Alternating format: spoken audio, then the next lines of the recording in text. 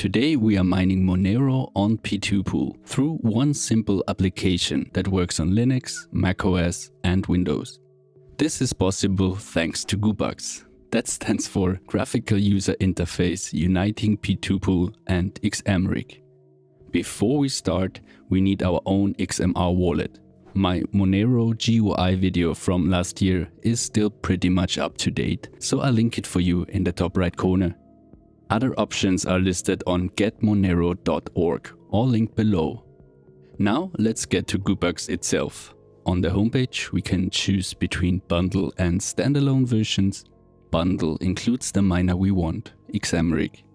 As very often with any mining software, it will be flagged by your antivirus, so best is to add an inclusion for the folder. Now we can take a look at the software itself. A very simple interface that tells us all we need. The special thing about GUPAX is that it works by mining on P2Pool.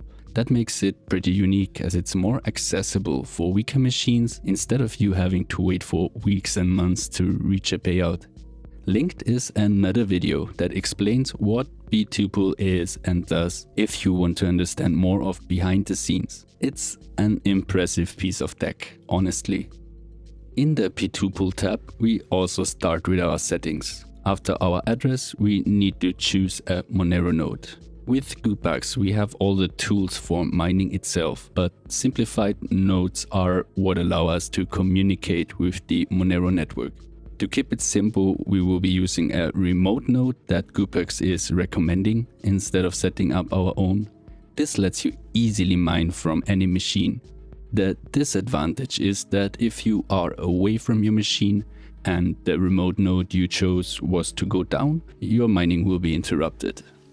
On your own node, you control your uptime more easily. And yeah, I owe you a video on setting up a remote node for a long time now. But let's keep it easy for today and get mining again, the most important thing. In the background, you see GUPAX getting up to date on the P2Pool chain that took less than 5 minutes. Perfect. You can see P2Pool indicated as running by the green dot on the bottom. Next up is the XMRig tab, which is the miner itself. You see this really is simplified. In the simple mode, the most important thing for us is the number of threads you want to have mining. You'll have to experiment a little bit depending on your system. Not only your core clock, voltage and RAM play a role here, also all the L1 to L3 cache of your CPU. Try to play around here and compare to find your sweet spot. I know that with very light work I can still get away with 12 to 18 threads on my 3900X without feeling it. When I go too crazy with different browsers and tabs, I noticed it's better to go down to 10 to 12 rather for stability than mining performance. Again, on machines like this, I rather let it mine without me noticing it instead of getting the maximum out. Once it is running, we can check everything in the status tab. I love this interface. No need to check anything poolside like usually, everything in one window.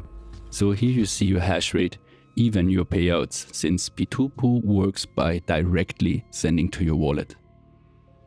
My test rig for these kind of videos is always my old editing machine with its 3900X Ryzen, even with a very low hash rate because of doing screen recordings and going back and forth. I only needed about 2.5 hours to find my first share on P2Pool. That's incredible. With the first payout maybe 1.5 hours later. The next share was 12 hours in total. That's a bit more realistic. And then 24 hours later I was rather lucky again. 7 shares found in one day is not bad at all for one CPU.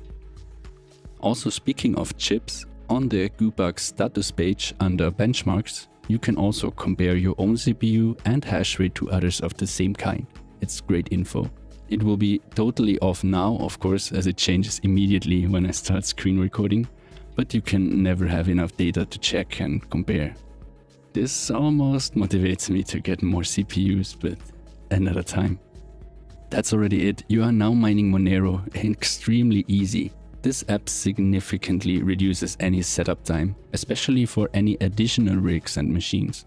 Or even just for idle mining on older stuff without having to wait for pool payouts, rather using P2Pool's decentralized technology. I'm stoked, and the world of mining needs more simple applications like this.